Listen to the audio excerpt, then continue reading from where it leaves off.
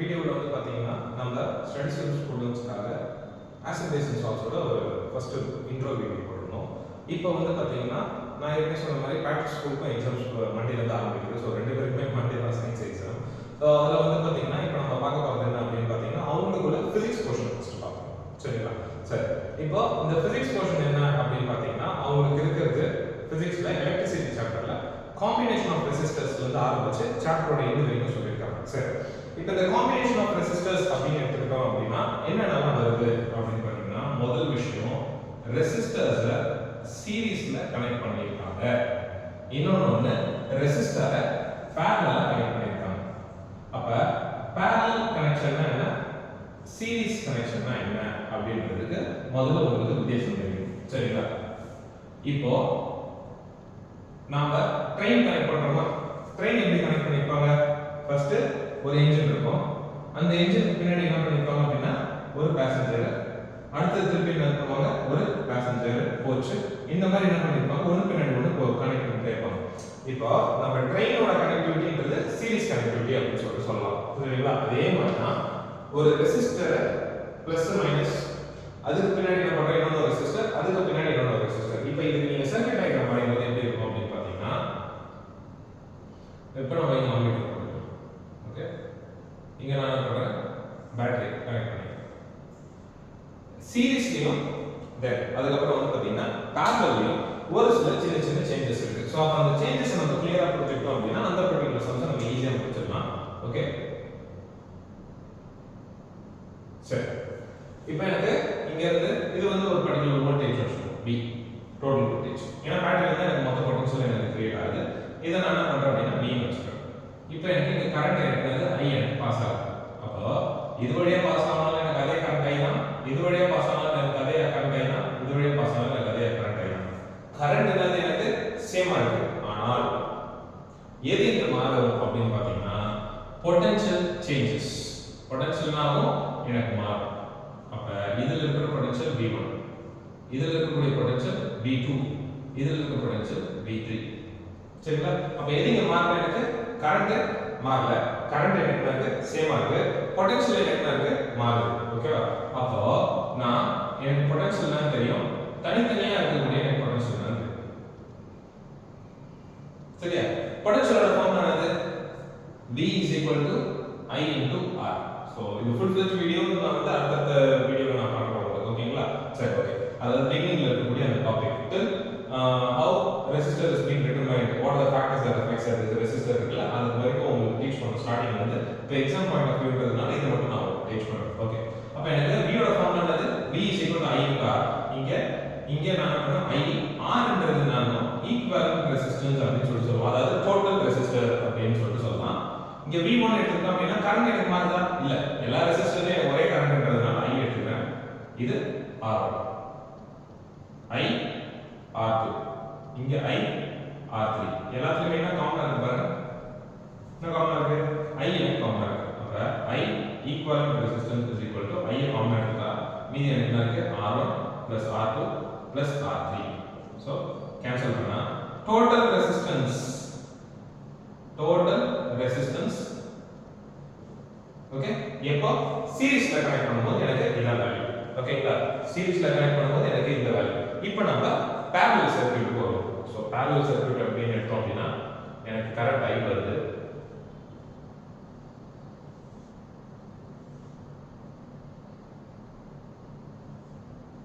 Ammeter, potential remains the same. parallel பொறுத்த வரைக்கும் எனக்கு எது சேமா இருக்கும், பொட்டன்ஷியல் எனக்கு இருக்கும் சேமா இருக்கும். நல்லா இந்த ரெண்டு விஷயத்தை நல்லா கவனிச்சுக்கோங்க. இதை மட்டும் நீங்க கத்துக்கிட்டீங்க அப்படின்னா வீட்டுக்கு எப்படி வயரிங் பண்ணலாம் நீங்களே உங்களுக்கு தெரிஞ்சிடும். சரிங்களா? ஓகே, அப்ப இதுல எனக்கு பொட்டன்ஷியல் சேமா இருக்கு, இங்க என்ன இருக்கு, கரண்ட் எனக்கு தெரியுது, கரண்ட் எனக்கு என்ன இருக்கு, எனக்கு சேஞ்ச் ஆகுது. அப்ப கரண்ட் சேஞ்ச் ஆகிறதுனால நான் எதை கண்டுபிடிப்பேன், I is equal to I1 plus I2 plus I3. இதான் நம்ம பண்றது. அப்ப ஓம்ஸ் லாவை நான் with respect to current நான் மாத்துறேன் அப்படின்னா எனக்கு என்ன கிடைக்கும், I is equal to எனக்கு என்ன கிடைக்கும், V by R. I is equal to என்னது, V by R. அப்ப நான் என்ன பண்ணணும் அப்படின்னா V by R, அதாவது டோட்டல் ரெசிஸ்டன்ஸ். இல்லைன்னா நம்ம என்ன பண்ணலாம், டோட்டல் ரெசிஸ்டன்ஸ் இன் பேரலல் எடுத்துக்கலாம், அதே மாதிரி இங்க கூட நம்ம என்ன பண்ணலாம் E cube பதிலா என்ன பண்ணலாம் total resistance series short form நமக்கு புரியுற மாதிரி ஓகேங்களா அப்ப எனக்கு என்ன ஆகுது அப்படின்னா V/R1 இங்க என்ன வரும் எனக்கு V/R2 இங்க என்ன வருது எனக்கு V/R3 அப்ப V காமனா இருக்கிறதுனால நான் V ஐ வெளிய எடுக்கிறேன் அப்ப மீதி எனக்கு என்ன இருக்கும் 1/R1 1/R2 1/R3 V cancel ஆயிடும் அப்ப மீதி எனக்கு என்ன இருக்கு 1/Rp is equal to 1/R1 plus 1/R2 plus 1/R3 that's it அப்ப series in resistance in series னா இந்த particular formula resistance in parallel னா இது so இப்ப சீரிஸ்ல கனெக்ட் பண்ணும்போது எனக்கு எது மாறுது பொட்டன்ஷியல் மாறுது current range same parallel connect பண்ணும்போது எனக்கு எது மாறுது எனக்கு பொட்டன்ஷியல் சேமா இருக்கு கரண்ட் என்ன இருக்கு எனக்கு சேஞ்ச் ஆகுது இத நீங்க கிளியரா புரிஞ்சுக்கணும் இத கிளியரா புரிஞ்சா மட்டும் தான் உங்களால என்ன பண்ண முடியும் நியூமரிக்கல்ஸ் ஈஸியா ரிப்பீட் அகைன் சீரிஸ்ல பொட்டன்ஷியல் எனக்கு சேஞ்ச் ஆகும் ஓகே அப்ப ஒவ்வொரு ரெசிஸ்டருக்கும் எனக்கு தனித்தனி பொட்டன்ஷியல் இருக்கும் கரண்ட் எல்லா ரெசிஸ்டருக்கும் சேம் parallel கனெக்ட் பண்ணும்போது உங்களுக்கு என்ன ஆகும் அப்படினு பாத்தீங்கன்னா உங்களுக்கு பொட்டன்ஷியல் என்ன இருக்கும் சேமா இருக்கும் எல்லாத்துக்கும் ஆனா எனக்கு என்ன ஆகுது அப்படினா கரண்ட் என்ன ஆகுது எனக்கு சேஞ்ச் ஆகுது இதுதான் விஷயம் சோ அதை கிளியரா புரிஞ்சுக்கோங்க ஓகேங்களா சரி இத பேஸ் பண்ணி தனியா நமக்கு நியூமரிக்கல்ஸ் இருக்கு ஓகே இப்போ அடுத்து நம்ம பார்க்க போறது என்ன அப்படினு பாத்தீங்கன்னா இன்னும் நம்ம பார்க்க போறது ரெண்டு டாபிக் தான் சரியா ஒன்னு ஈட்டிங் எஃபெக்ட் சாப்பிடுறது இல்லப்பா ஓகேவா எல்லாரும் பசியில இருந்து பாத்தீங்கன்னா சாப்பிடுற எஃபெக்ட் நினைச்சுக்காதீங்க ஈட்டிங் சோ அதுக்கப்புறம் வந்து பாத்தீங்கன்னா நெக்ஸ்ட் வந்து நம்மளோட பவர் இந்த ரெண்டு டாபிக் பாத்தீங்கன்னா நம்ம பார்க்க போறோம் இந்த ஈட்டிங் எஃபெக்ட்ல முதல்ல விஷயம் ஈட்டிங் எதுக்காக சார் இந்த பர்టిక్యులர் ஃபார்முலா யூஸ் ஆகுது ஒவ்வொன்றும் நம்ம பார்க்கறோம் நீங்க என்ன சொன்னீங்க சீரிஸ் பேரலல் தெரிஞ்சா நம்ம வந்து பாத்தீங்கன்னா வீட்டுக்கு கனெக்டிவிட்டி கொடுத்துக்கலாம் அப்படின்னு சொல்லிட்டு சரி அப்ப என்ன பண்ணுங்க எல்லாரும் ஒரு போயிட்டு வீடியோ பாஸ் பண்ணிட்டு அவங்களோட சார்ஜர் போய்க்குவாங்க ஓகேங்களா நம்மளாம் எது இருந்தாலும் இருந்துருவோம் செல்போன் இல்லாம இருக்க முடியாது அதே மாதிரி ரொம்ப ரொம்ப முக்கியமா சார்ஜர் இல்லாம இருக்க முடியாது ஏன்னா செல்போன் இருந்து யூஸ் பண்ணி காலியாச்சுன்னா அந்த சார்ஜர் வேணும்ல அது உயிர் போயிருக்கு ஓகே இப்போ சார்ஜர் தூக்கிட்டு வாங்க சார்ஜர் தூக்கிட்டு வந்ததுக்கு அப்புறம் ஏன் அது நம்ம இந்த ரெசிஸ்டன்ஸ் சீரிஸ் பேரலல் எதுக்கு நம்ம வீட்டுக்கே வயரிங் பண்ணலாம்ன்றது எப்படி யூஸ்ஃபுல்லா இருக்குன்றது சொல்றேன் ஓகே பெட்ரோல் வந்தீங்களா இப்போ என்ன பண்ணுங்க அப்படின்னா சார்ஜருக்கு சைட்லயோ இல்ல இந்த பக்கம் ஏதோ ஒரு இடத்துல உங்களுக்கு என்ன இருக்கும் அப்படின்னா அதுல நிறைய கேட் இருக்கும் சரியா அப்போ அதுல உங்களுக்கு V அப்படின்னு ஒன்று கொடுத்துருப்பாங்க ஐன்னு கொடுத்துருப்பாங்க V வந்து பாத்தீங்கன்னா உங்களுக்கு என்ன இருக்கும் அப்படின்னா 220 கொடுத்துருப்பாங்க அது மட்டும் இல்ல வீட்டில் இருக்கக்கூடிய எல்லா அப்ளையன்ஸும் ஒர்க் ஆகிறது 220 வோல்டேஜ் தான் திருப்பி சொல்றேன் வீட்டில் இருக்கக்கூடிய எல்லா அப்ளையன்ஸும் ஒர்க் ஆகிறது எதுல 220 வோல்டேஜ் இப்போ நான் கேள்வி கேட்கிறேன் பதில் சொல்லு நம்ம வீட்டில் இருக்கக்கூடிய ஒயரிங் சீரிஸா இல்ல பேரலலா இப்பதான் உங்களுக்கு சொல்லி முடிச்சேன் அதனால தான் அழைச்சிட்டு இந்த கேள்வி கேட்கிறேன் என்ன கேள்வி உங்களுக்கு சொன்னேன் சீரிஸ்ல இருக்கும்போது எது மாறுது பொட்டன்ஷியல் மாறுது பேரலல்ல இருக்கும்போது எது மாறுது கரண்ட் மாறுது பொட்டன்ஷியல் இருக்கு சேமா இருக்கு அப்ப வீட்ல இருக்கக்கூடிய எல்லா அப்ளையன்ஸும் என்ன வோல்டேஜ்ல வேலை செய்யுது 220 வோல்டேஜ்ல வேலை செய்யுது அப்ப எல்லாமே ஒரே வோல்டேஜ்ல வேலை செய்யுதுன்னா அப்ப வீட்ல இருக்கக்கூடிய கனெக்ஷன் என்னது parallel கனெக்ஷன் கரண்ட் தான் சேஞ்ச் ஆகும் சரிங்களா இப்ப வீட்ல இருக்கிறது எல்லாமே என்னது நமக்கு யூஸ் பண்றது parallel கனெக்ஷன் சரிங்களா ஓகே இப்போ நம்ம ஹீட்டிங் எஃபெக்ட் போறோம் சார் இந்த ஹீட்டிங் எஃபெக்ட்க்கும் எலக்ட்ரிசிட்டிக்கும் என்ன சம்பந்தம் காலையில எழுந்து குளிக்கிறோமா சுத்தண்ணி போடாம ஒரு சில பேரால குளிக்க முடியாது ஒரு சில பேர்ல இப்போ பல பேர் சுத்தண்ணி போடாம குளிக்க முடியல அந்த நிலைமையில தான் நம்ம இருக்கிறோம் ஓகேவா சரி அப்போ சுடுதண்ணி போடுறதுக்கு எதை யூஸ் பண்றோம் ஒண்ணு நார்மலா ஹீட்டர் யூஸ் பண்றோம் அப்படின்னா கீசர்ஸ் யூஸ் பண்றோம் சரிங்களா அப்போ அது எப்படி ஒர்க் ஆகுது ஸ்விட்ச் ஆன் பண்றீங்களா கரண்ட் போதா அதனால எனக்கு ஆன் ஆகும் ஒர்க் ஆகுது அப்போ நாம இந்த பர்టిక్యులர் ஃபார்முலாவை ரெண்டு விதத்துக்கு யூஸ் பண்ணலாம் ஒன்னு நான் யூஸ் பண்ற அப்ளையன்ஸ்ல இருந்து எனக்கு ஹீட் வெளில வரணும் எவ்வளவு ஹீட் வரணும்னா எனக்கு நான் எவ்வளவு கரண்ட் கொடுக்கணும் தட் மீன்ஸ் வாட் எனக்கு இவ்வளவு ஹீட் வேணும்பா அப்ப எனக்கு எவ்வளவு கரண்ட் நான் கொடுத்தனா எனக்கு இவ்வளவு ஹீட் வரும் அப்படின்ற கால்குலேஷன் பண்றதுக்கு ஒரு மெத்தட் எனக்கு தேவை சரியா இன்னொரு விஷயம் இல்லாம நம்மளால இருக்க முடியாது என்னது அப்படின்னு பாத்தீங்கன்னா நம்மளோட வீட்டில் இருக்கக்கூடிய டிவி மெயினா செல்போன்ஸ் தென் லேப்டாப்ஸ் இல்லையா நம்ம யூஸ் பண்ற எல்லா எலக்ட்ரானிக் கேஜெட்ஸ்லயும் என்ன இருக்கும் அப்படின்னா கூலிங் சிஸ்டம் ஃபேன் ஒன்று இருக்கும் வீட்டில் சிஸ்டம் இருக்கா லேப்டாப் இருக்கா அது கூலிங் சிஸ்டம் இருக்கா ஃபேன் இருக்கா சரி ஓகே அப்ப ஏன் சார் அதுல கூலிங் சிஸ்டம் இருக்கணும் அப்படின்னு பாத்தீங்கன்னா உங்களோட ப்ராசஸர் ஒர்க் ஆகும் அப்ப ப்ராசஸர் ஒர்க் ஆகும்போது என்ன ஆகும் அப்படின்னு பாத்தீங்கன்னா சூடாகும் அது ஒர்க் ஆனா ஏன் சூடாகுது இப்போ நீ நான் வந்து வெளில நீ நடந்து போயிட்டு இருக்க, உன்னை ஒரு நாய் துரத்துது, வேகமாக ஓடுற, ஓடி போய் முடிச்சதுக்கப்புறம் உன் உடம்பு சில்லுனா இருக்கும், சூடாக இருக்குல்ல. ஏன்னா நீ அவ்வளோ தூரம் ஓடி போயிருக்க, உன் உடம்ப ஒர்க் பண்ண வச்சிருக்க. அதே மாதிரி தான் எந்த ஒரு எலக்ட்ரிக்கல் அப்ளையன்ஸாக இருந்தாலும் அதை ஒர்க் பண்ண வச்சா அது சூடாகும். ஃபேனை ஒர்க் பண்ணால் சூடாகும், சரியா? ஃபோனை வச்சுட்டே இருக்கிற கையில் சூடாக இல்லை, ஜில் ஜில்லுன்னு இருக்குதா? சூடாக தானே இருக்கு. ஸோ அதுவும் தான். அப்போ அது எவ்வளோ நேரத்துக்கு ஒர்க் ஆகுது, எவ்வளோத்துக்கு ஹீட் ஆகுது, அந்த ஹீட்டை நான் எப்படி கம்மி பண்ணலாம், அதை பற்றி தெரிஞ்சுக்கிறதுக்காக நம்ம என்ன பண்ணலாம் அப்படின்னா இந்த பர்டிகுலர் ஃபார்முலா யூஸ் பண்ணலாம். புரிஞ்சுங்களா? ஓகே. ஒரு 2 டீ கடைக்கு போகிறோமா? ஸோ சிம்பிளாக சொல்லணும், உங்களுக்கு டீ கடை சரி வராது, பேக்கரிக்கு போகிறோம். ஓகே, பேக்கரிக்கு போகிறோம். இப்போ பேக்கரிக்கு போகும்போது உங்களுக்கு என்ன இருக்குது, பப்ஸ் எல்லாம் என்ன பண்ணுறாங்க, நல்லா சுட சுட ஒரு இடத்துல வச்சுருக்காங்களா? ஓகே, அப்போ அங்கே என்ன நடக்குது, ஹீட்டர் யூஸ் பண்ணுறாங்க, சூடாக இருக்கணும். ஓகே, சரி. அதுக்கப்புறம் பப்ஸ் சாப்பிட்றீங்க, கூடவே என்ன பண்ணுவீங்க, மில்க் ஷேக் சாப்பிடுவீங்க, இல்லை ஜூஸ் ஏதாவது இருப்பீங்க. அது எங்கேருந்து எடுக்கிறீங்க, ஃப்ரிட்ஜில் எடுக்கிறீங்க. சார் அந்த ஃப்ரிட்ஜ் ஜில்லு தானே சார் கொடுக்கும், நீங்கள் சொல்கிற ஹீட் கொடுக்காது. ஹீட்டை வெளில எடுக்கிறது இல்லை. எவ்வளோ ஹீட்டை ஒரு பர்டிகுலர் டைம்குள்ளே நான் எடுத்தால் எனக்கு எப்பயுமே இந்த பர்டிகுலர் டெம்பரேச்சரில் மெயின்டைன் ஆகும்னு சொல்லிட்டு ஒரு வருதில்லை கால்குலேஷன். ஸோ இந்த மாதிரி எல்லாத்துக்குமே நம்ம என்ன பண்ணலாம், இந்த பர்டிகுலர் ஃபார்முலா பேஸாக வச்சு தான் என்ன பண்ணுவோம் அப்படின்னா சால்வ் பண்ணுவோம். ஓகே, அப்போ அப்படி என்ன சார் அந்த ஃபார்முலா அப்படின்னா H is equal to VIT. இதை ஹீட் எனர்ஜிக்கும் வச்சுக்கலாம், இல்லை ஜென்ரலாக எனர்ஜிக்கும் நம்ம என்ன பண்ணலாம் அப்படின்னா இந்த பர்டிகுலர் ஃபார்முலா நம்ம யூஸ் பண்ணிக்கலாம். சரிங்களா? ஓகே, இதை இந்த ஃபார்முலாவும் யூஸ் பண்ணலாம். அப்படி இல்லைன்னா நான் ஓம்ஸ் லாவை சப்ஸ்டிட்யூட் பண்ணுவேன். V is equal to I into R. இந்த V க்கு பதில் I into R சப்ஸ்டிட்யூட் பண்ணா எனக்கு என்ன ஆகும், H is equal to I into R into I into T. So that is equal to I square RT. இந்த formula use பண்ணலாம். அப்படி இல்லை அப்படின்னா இந்த ஓம்ஸ் லாவை கொஞ்சம் மாத்திடுவேன். என்ன மாத்துவோம், I is equal to V by R. அப்ப நான் இதை சப்ஸ்டிட்யூட் பண்றேன். அப்ப எனக்கு என்ன கிடைக்கும், H is equal to I க்கு பதில் so V into V by R into T. அப்ப எனக்கு என்ன கிடைக்கும் அப்படின்னா V square by R into T. so நான் என்ன பண்ணலாம், இந்த ஃபார்முலாவை நான் என்ன பண்ணலாம் யூஸ் பண்ணலாம்.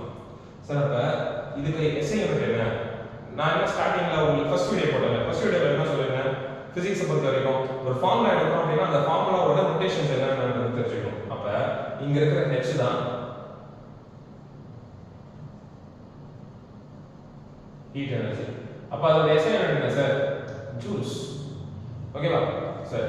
அடுத்தது V potential difference or potential, அதோட எஸ்ஐ யூனிட் என்னது, வோல்ட். தென் I ன்றது என்னது, கரண்ட்.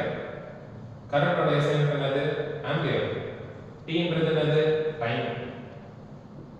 ஓகே, அதுக்கப்புறம் என்ன ஆகும், அதோட எஸ்ஐ யூனிட் என்னது, செகண்ட்ஸ். நிறைய பேர் என்ன பண்ணுவாங்க அப்படின்னு பார்த்தீங்கன்னா ஸ்மால் லெட்டர் T என்பது கேபிட்டல் லெட்டர் T போடுறது, அது தப்பு. அதே மாதிரி ஸ்மால் லெட்டர் S என்பது கேபிட்டல் லெட்டர் S ன்னு போடுவாங்க, அதுவும் தப்பு. எஸ்ஐ யூனிட்டுக்கு கேப்ஸ் வந்து ஸ்மால் வந்து கேப்ஸ் மாத்தி போட்டோம்னா தப்பு. ஏன்னா கேபிட்டல் லெட்டர் T ன்றது டெம்பரேச்சர், ஸ்மால் லெட்டர் S ன்றது என்தால்பி. இந்த வருஷம் நீங்க படிக்க மாட்டீங்க, 11th எல்லாம் படிப்பீங்க. அப்ப வந்து பாத்தீங்கன்னா உங்களுக்கு என்ன இருக்கும் அப்படின்னா என்தால்பி, என்ட்ரோபி. சோ இது வந்து என்ட்ரோபி அப்படின்னு சொல்லுவோம். S ன்றது, H ன்றது என்தால்பி அப்படின்னு சொல்லுவோம். கெமிஸ்ட்ரியில யூஸ் பண்ணுவோம். ஓகேங்களா? அப்ப இந்த மாதிரி யூஸ் பண்ண கூடாது. ஏன்னா ஒரு நோட்டேஷனும் ஒரு நேமுக்கு நம்ம என்ன பண்றோம், ஆல்ரெடி ஃபிக்ஸ் பண்ணி வச்சிரோம். அப்படிங்கும்போது மாத்தனா நல்லா இருக்கும். சரிங்களா? ஓகே, அதே மாதிரி இது சரியா? சரி, இதுதான் இந்த பர்டிகுலர் ஃபார்முலா. இப்போ நமக்கு என்ன டேட்டாஸ் கொடுத்துருக்கோன்றத வச்சு நான் என்ன பண்ணலாம், ஃபார்முலாவை டைரக்டா நமக்கு ஏற்ற மாதிரி இந்த மூணுல ஏதாவது ஒரு ஃபார்முலா நீங்க யூஸ் பண்ணிக்கலாம். நிறைய பேர் என்ன பண்ணுவீங்க அப்படின்னா இந்த ஒரு ஃபார்முலா மட்டும் வச்சுப்பீங்க, அதுக்கப்புறம் V is equal to I into R ஃபார்முலால சப்ஸ்டிட்யூட் பண்ணி அதுக்கப்புறம் இதை சப்ஸ்டிட்யூட் பண்ணுவீங்க. எப்படி வேணாலும் பண்ணலாம். ஓகேவா? இப்படி தான் ஒரு பர்டிகுலர் சம் பண்ணணும் அப்படின்றது இல்லை, மெத்தட்ஸ் இருக்கு. ஸோ எந்த மெத்தட்ஸ் உங்களுக்கு அந்த பர்டிகுலர் டைம்ல ஸ்ட்ரைக் ஆகுதுன்றத பொறுத்து நல்லா அது கரெக்டாக இருக்கும். அவ்வளோ அது மட்டும் தான் பார்க்கணும். சரிங்களா? ஓகே, இது புரிஞ்சதா? அடுத்தது போலாமா? ஓகே, அடுத்து இருக்கக்கூடிய டாபிக் என்ன அப்படின்னா பவர். சரிங்களா? இந்த பவரை பேஸ் பண்ணி ஃபர்ஸ்ட் பார்த்துட்டு அதுக்கப்புறம் வீட்ல எப்படி கரண்ட் பில் வருது அப்படின்றதை பார்ப்போம். கரண்ட் பில் என்ன sir, current electric bill read பண்றவர் அவர் என்ன பண்ணுவார், அப்படியே ஒரு பிரிண்ட் அவுட் போடுவார். முன்னால ஏறினாங்க, இப்போ பிரிண்ட் அவுட் போட்டாங்க, பிரிண்ட் அவுட் போட்டு காது வச்சு போயிட்டே இருப்பாங்க. சார் எப்படி வந்தா எனக்கு என்ன அப்படின்னா நமக்கு தெரிஞ்சுக்கணும். ஓகேங்களா? எப்படின்றது பார்ப்போம். ஸோ எந்த ஒரு அப்ளையன்ஸ் எடுத்தாலும் அதுக்குன்னு ஒரு பவர் பட்டன் சொல்லுவோம். சரியா? அப்படின்னு வச்சுக்கேன், உங்களுக்கு நல்லா தெரிஞ்சது என்னன்னா ஏசி. ஏசி இல்லாமல் நம்ம தூங்க மாட்டோம். அப்ப ஏசி இருக்குன்னு வச்சுக்கோங்க. ஏசி என்ன இருக்கு? 1.5 டன் 2 டன் அப்படின்னு சொல்றாங்க இல்லையா? அது ரொம்ப சிம்பிளா சொல்ல போனா அதோட கெப்பாசிட்டி அதோட பவர் அப்படின்னு நம்ம சொல்லலாம். சரிங்களா? இப்போ நம்மளுக்கு எல்இடி லைட்லாம் போகும். யாராவது வந்து பார்த்தீங்கன்னா நீங்க போனீங்க அப்படின்னா அவங்க சொல்லுவாங்க சார் 18 வாட்ஸ் இருக்கு சார், 0 வாட்ஸ் இருக்கு சார், 10 வாட்ஸ், 14 வாட்ஸ், 22 வாட்ஸ் அந்த மாதிரி இத்தனை வாட்ஸ்ல இருக்கு அப்படின்னு. அதுதான் பவர். எந்த ஒரு அப்ளையன்ஸ் ஆனாலும் அதோட பவரை எப்படி எக்ஸ்பிளைன் பண்ணுவாங்க அப்படின்னா இன் டர்ம்ஸ் ஆஃப் வாட்ஸ். அதாவது பவரோட ஃபார்முலா என்ன அப்படின்னா P is equal to V into I. ஓகேவா? ஒரு சார்ஜ் சொன்னல அந்த சார்ஜ்லயே பார்த்தா அப்படின்னா வாட்ஸ்ல இருக்கும் கம்பல்சரி. அப்படி இல்லையா ஒரு சில அப்ளையன்சஸ்லாம் என்ன பண்ணிருப்பாங்க அப்படின்னா just they will mention it as VI அப்படினா மென்ஷன் பண்ணிருப்பாங்க. வாட்ஸ்ல மென்ஷன் பண்ணிருக்க மாட்டாங்க. VI நாலும் வாட்ஸ்னாலும் பவர் தான். சரியா? ஆனா இதோட SI யூனிட் இது பவர்னு சொல்றோம். இதோட SI யூனிட் என்னது? வாட்ஸ். அதோட நோட்டேஷன் என்னது? W. புரியுதுங்களா? ஓகே. இப்போ இத பேஸ் பண்ணி இதுதான் பவர் நம்ம சொல்லியாச்சு. அப்ப நமக்கு வந்து பாத்தீங்கன்னா எவ்வளவுதான் நம்ம கரண்ட் யூசேஜ் பண்றோம்ன்றது இந்த பவர் வச்சு நம்ம எடுத்துக்கலாம். எப்படி அப்படின்னா ஒரே ஒரு சின்ன ஒரு விஷயத்தை நம்ம என்ன பண்ணுவோம் அப்படின்னா சேர்த்துக்குவோம். என்னதை சேர்த்துக்குவோம் அப்படின்னா டைமை சேர்த்துக்குவோம். சார் அப்ப போன ஃபார்முலா பார்த்த மாதிரி தான் வருது இதுலயும் அப்படின்னா கிட்டத்தட்ட சேம் தான். H is equal to என்ன பார்த்தோம்? V I T. சரியா? இங்க டைம் வந்து நம்ம செகண்ட்ஸ்ல போடுவோம். ஆனா கரண்ட் பில்ல போடும்போது செகண்ட்ஸ் பேஸ் பண்ணி போட மாட்டாங்க. அவரை பேஸ் பண்ணி போடுவோம். சரியா? இப்போ நமக்கு ஃபார் எக்ஸாம்பிள் வந்து நம்ம ஏசி எடுப்போம். 1.5 டன்ன்றது 1500 வாட்ஸ் கிட்டத்தட்ட சொல்லிக்கலாம். ஓகேங்களா? சரி. அப்ப இந்த 1500 வாட்ஸ் அப்படினா நாம வீட்ல தூங்குறதுக்கு எவ்வளவு நேரம் யூஸ் பண்றோம் அப்படின்றத பத்தி யோசிப்போமா? வீட்ல எத்தனை மணிக்கு ஒரு நைட் 9 மணிக்கு போடுமா? 9 o'clock ஆன் பண்றோம். காலைல ஒரு 5 o'clock. நீங்களே காலைல எந்திரிப்பீங்க 5 மணிக்கு டவுட்டா தான் இருக்கு. சரி ஓகே. அப்ப 5 மணிக்கு எந்திரிக்கவங்க யாரும் பார்ப்போம். இல்ல சார் எனக்கு 8 மணிக்கு தான் ஸ்கூல். நான் ஒரு 7 மணிக்கு எந்திரிச்சா எனக்கு கரெக்டா இருக்கும் சார் ஏஞ்சி போறதுக்கு அப்படின்றவங்க சொல்லுங்க. பாப்போம் யார் யாரெல்லாம் இந்த லெவல்ல இருக்கீங்க, யார் யாரெல்லாம் அந்த லெவல்ல இருக்கீங்க அப்படின்னு பார்ப்போம்.